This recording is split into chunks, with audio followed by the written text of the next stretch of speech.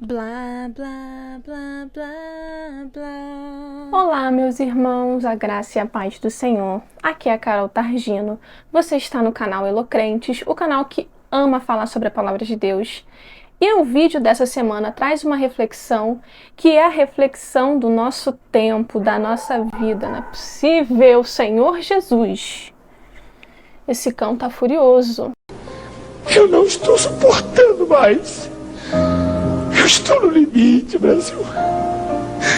Eu tenho vergonha de falar isso.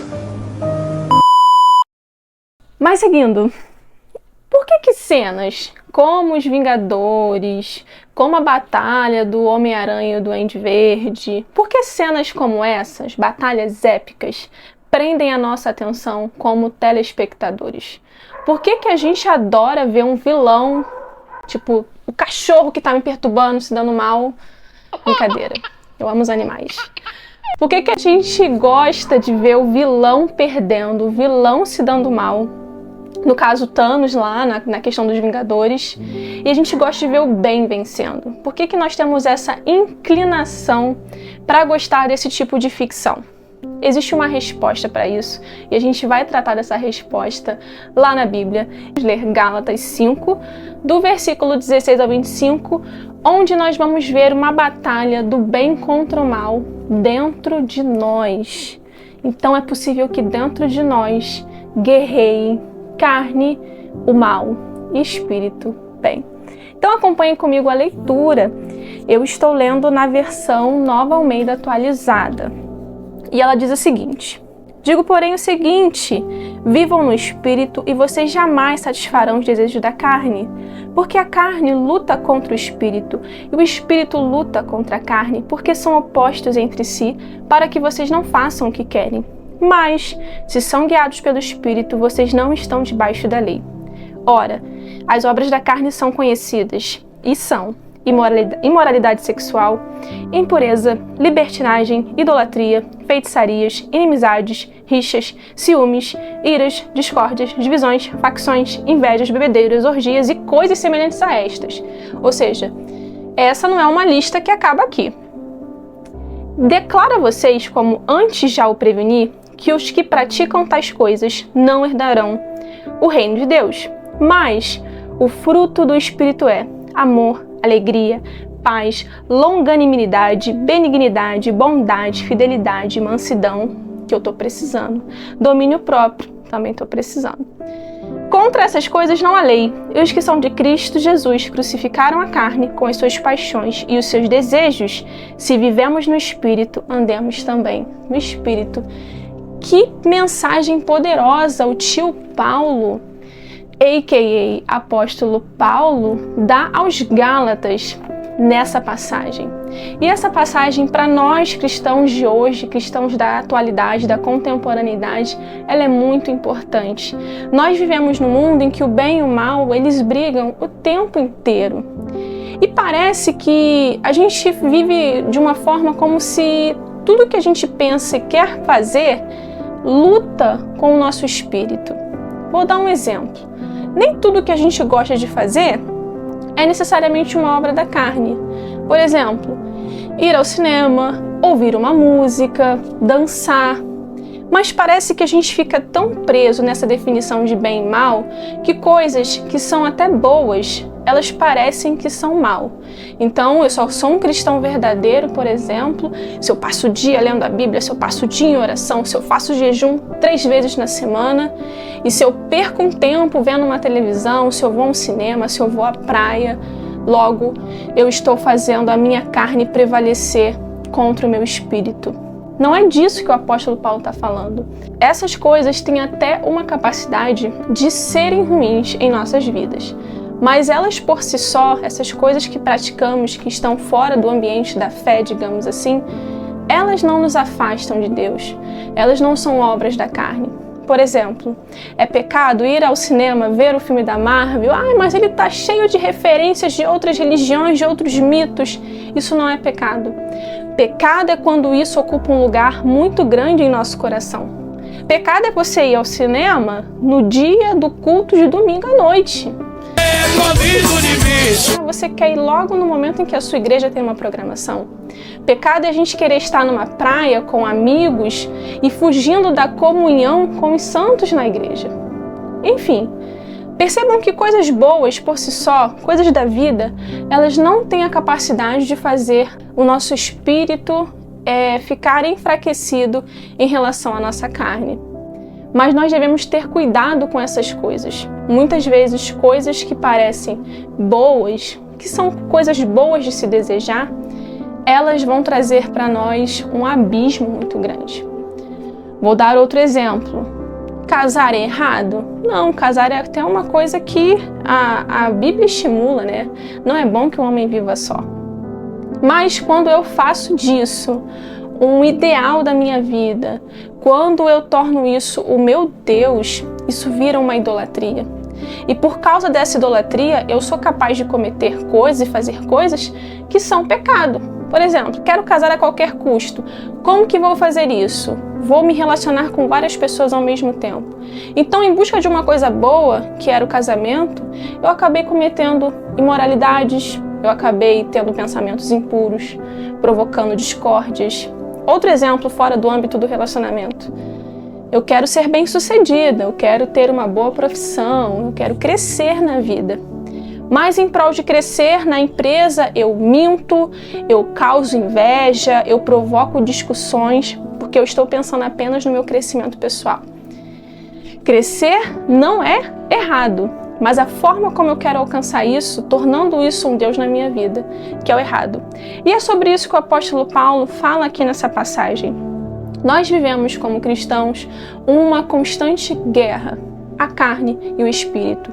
E essa guerra, ela vai ser até o último dia de nossas vidas, porque esse corpo que nós temos, ele é um corpo corruptível. E vai ter que Jesus voltar para nos dar um corpo transformado, um corpo que não deseja pecar.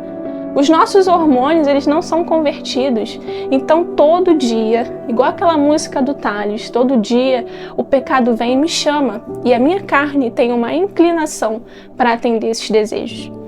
Mas, quando nós fortalecemos o nosso espírito, temos as armas necessárias para poder ganhar e vencer essa batalha. E aí sim viver uma vida equilibrada. É disso que o apóstolo Paulo está falando. Quando ele fala do fruto do Espírito, amor, alegria, paz, essas coisas que nós devemos cultivar para que, quando o pecado vier e falar coisas aos nossos ouvidos, nós conseguimos ficar firmes porque nós temos uma convicção muito forte. Bom, isso faz parte de uma reflexão que eu estou fazendo lá na minha igreja. Os adolescentes, eles estão aprendendo nessa revista da Editora Cristã Evangélica, que vai falar sobre questões voltadas à fé. Tanto é que o título é Batalhando pela Fé. Então, muitas vezes nós temos questões que, pela nossa imaturidade, por falta de conhecimento, nós não conseguimos responder questões relacionadas à fé. Muitas vezes pessoas podem nos perguntar coisas que nós não vamos conseguir responder e às vezes vamos ter dúvidas. Sabe aquela dúvida que parece um pecado e você não tem coragem para falar para ninguém? Por exemplo, será que a Bíblia realmente é a palavra de Deus? Você não tem coragem de falar isso abertamente para ninguém e você fica com aquela pulguinha atrás da orelha? Essas lições aqui, elas vão aprofundar algumas dessas questões. E a primeira questão é sobre essa questão de estar no mundo, mas entender que este lugar não é o meu lugar. Vou chamar aí a figura do embaixador. O embaixador de uma nação, quando ele está em outro local, ele tem uma coisa chamada imunidade diplomática. Por que ele tem imunidade diplomática? Porque vamos pegar aqui o embaixador do Brasil, apesar dele estar atuando na Inglaterra, por exemplo, ele é cidadão brasileiro e ele responde pelas leis brasileiras no território brasileiro. Então, quando ele vai para outro local, ainda que cometa infrações e crimes, ele não vai ser julgado pela lei local e nem no local. Isso é o que a gente chama de imunidade diplomática. Inclusive, o local da embaixada é um local, vamos botar assim, sagrado. Ele não pode sofrer busca e apreensão assim daquela polícia local. Por quê? Se a polícia local invade aquela embaixada que representa outro país, aquilo é como se ferisse a soberania daquele país. tô fazendo essa volta toda para a gente concluindo que o apóstolo Paulo, lá em 2 Coríntios, o tio Paulo gosta de dar bons conselhos. Lá em 2 Coríntios 5, do 18 ao 20, ele vai apresentar essa figura do embaixador. Nós temos uma cidadania que não é daqui também. Somos brasileiros, mas esperamos por um reino eterno. E somos, enquanto habitantes dessa terra, representantes desse reino. Então, quando nós deixamos a nossa carne prevalecer, os nossos impulsos prevalecerem, nós estamos também falando desse reino. Não é só a Carol brasileira ou carioca que fala por aquelas atitudes. Muitas vezes uma atitude que eu vou tomar, pelas pessoas saberem que eu também represento um outro reino, eu sou embaixadora de um outro reino, eu vou acabar sujando esse reino. E é por isso que muita gente fala assim, Jesus Cristo é legal, o que é chato é o seu fandom. Por quê? Muitas pessoas associam essas atitudes que são ruins e equivocadas de alguns cristãos e falam que isso não representa aquilo que Deus, Jesus Cristo, gostaria de representar nessa terra. Então, cuidado. Você está fazendo besteira por aí? Você, cristão, está representando o reino. E não vai pensando que você tem imunidade diplomática, não, porque o nosso pecado, ele traz consequências. Vai pensando que Deus não vai te consertar, não, porque Ele vai. E isso a gente pode observar lá no Salmo 1, e esse salmo eu gostaria de ler. Ele traz a dicotomia entre o justo e o ímpio. Então lá no Salmo 1 vai dizer o seguinte: bem-aventurado é aquele que não anda no conselho dos ímpios, não se detém no caminho dos pecadores, não se assenta na roda dos escarnecedores. Pelo contrário, seu prazer está na lei do Senhor, e na sua lei medita de dia e de noite. Ele é como a árvore plantada junto a uma corrente de águas, que no devido tempo dá o seu fruto, e cuja folhagem não murcha, e tudo o que ele faz será bem-sucedido. Os ímpios não são assim. São, porém, como a palha que o vento dispersa. Por isso, os ímpios não prevalecerão no juízo, nem os pecadores na congregação dos justos. Pois o Senhor conhece o caminho dos justos, mas o caminho dos ímpios perecerá. Nós vemos aqui que o salmista ele vai traçar dois paralelos. Paralelo dos justos e o dos ímpios. Vou focar primeiro no paralelo dos ímpios. Nós vemos que toda maldade praticada, ela terá uma consequência.